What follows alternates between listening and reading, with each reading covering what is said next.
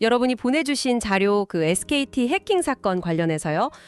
저희가 오늘 좀 깊게 파고들어 보려고 합니다. 네네. 이게 처음에는 뭐 유심 정보 일부 유출 가능성 있다. 뭐 이 정도로만 알려줬었잖아요. 네, 맞아요. 약간 무호했죠? 근데 알고 보니까 와, 유심의 핵심 정보가 그냥 통째로 유출된 정말 역사상 처음 있는 그런 사태라고 하더라고요. 그렇죠. 정말 초유의 사태였죠. 그래서 이게 도대체 무슨 일이 있었던 건지, 그리고 이게 우리한테 뭘 의미하는지 좀 핵심만 저희가 오늘 명확하게 정리해드릴게요. 네. 그 사건 초기에 SKT 발표가 유심 관련 일부 정보 유출 정황 뭐 이런 식이었어서 사람들이 좀 혼란스러워했어요.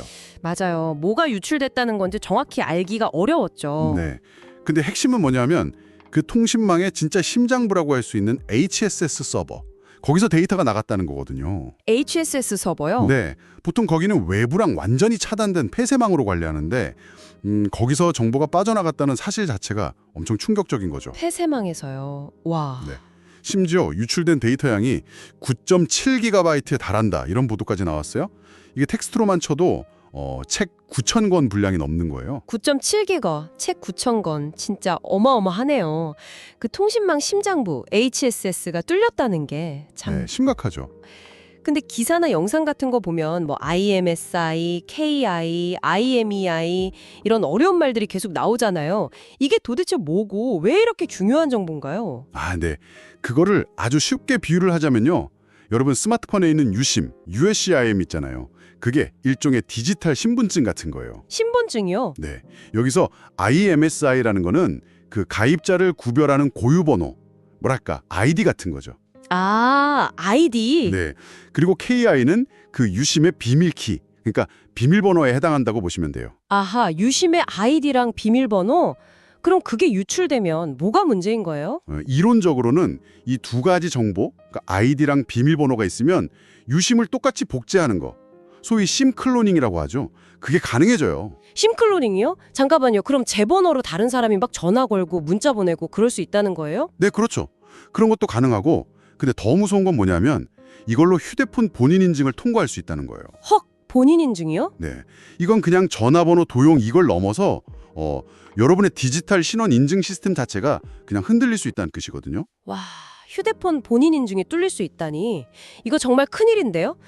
그럼 그 논란 많았던 IMEI는 뭔가요? 그것도 같이 유출된 건가요? IMEI는 그 스마트폰 기기 자체의 고유번호예요.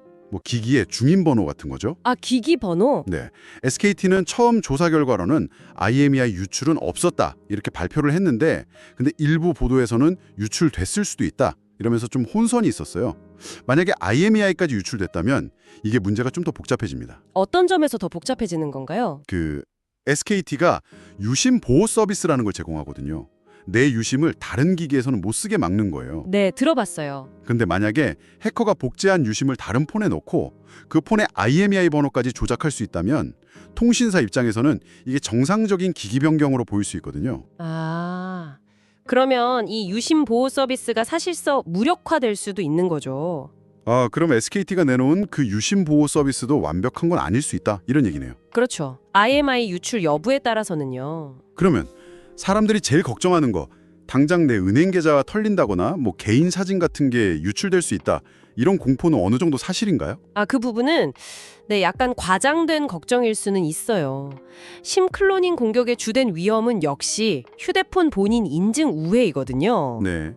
이걸로 뭐 네이버나 인스타그램 같은 서비스 계정 접근 권한을 뺏을 순 있어도 뭐 사진첩을 직접 본다거나 공인인증서가 꼭 필요한 금융거래까지 바로 뚫는 건 현실적으로는 좀 어렵습니다. 다행이네요. 다만 본인 인증 절차가 좀 상대적으로 간단한 곳들 있잖아요. 예를 들면 암호화폐 거래소 같은 곳, 이런 곳은 좀 더 취약할 수 있겠죠. 그렇군요. 그리고 하나 더 말씀드리면 그 3G 통신 이후에 도입된 AKA 인증 방식이라는 게 있어요. 그것 때문에 단순히 IMSI랑 KI 값만 안다고 해서 유심을 복제하는 게 기술적으로 아주 쉽지는 않아요. 아, 그래요? 네. 그런데 통신망의 핵심인 HSS 서버를 뚫을 정도의 해커라면 글쎄요, 이런 인증 절차마저 우회할 방법을 찾을 수 있다고 보는 게 합리적인 시각이겠죠. 와, 진짜 보통 실력의 해커가 아닌 것 같다는 생각이 드네요. 그럼 우리는 지금 당장 뭘 해야 할까요? 제일 중요한 게 뭘까요? 가장 확실하고 근본적인 해결책은 역시 유심, USIM을 교체하는 겁니다. 유심 교체요? 네, 유출된 내 유심의 비밀번호, 그 KI 값을 아예 새 걸로 바꾸는 거죠. SKT의 유심보호 서비스 신청도 물론 도움이 돼요. 하지만 IMI 유출 가능성까지 생각하면 유심 교체가 가장 안전하다고 할 수 있습니다. 이심을 쓰는 것도 방법이 될 수 있고요. 유심 교체가 제일 확실하다. 네, 그리고 정말 중요한 거, 요즘 유심 무상 교체 해준다 이런 문자를 미끼로 스미싱이나 보이스피싱 시도가 있을 수 있거든요. 아, 맞아. 그럴 수 있겠네요. 네, 절대 속으시면 안 되고 출처가 불분명한 앱 같은 건 절대 설치하시면 안 됩니다. 네, 알겠습니다. 그럼 정리해보면 이번 SKT 사건은 단순 개인정보 유출, 이걸 넘어서 우리 사회의 중요한 신원 인증 시스템인 휴대폰 본인 인증의 기반을 위협하고 통신망 핵심 인프라가 공격받은 진짜 심각한 사안이다. 이렇게 볼 수 있겠네요. 네, 맞습니다. 그리고 사실 SKT의 초기 대응이나 정보 공개 방식이 좀 이용자들의 불안감을 키운 면도 없지 않아 있고요. 또 IMI 유출 여부처럼 아직 명확하게 밝혀져야 할 부분도 남아 있습니다. 그렇죠.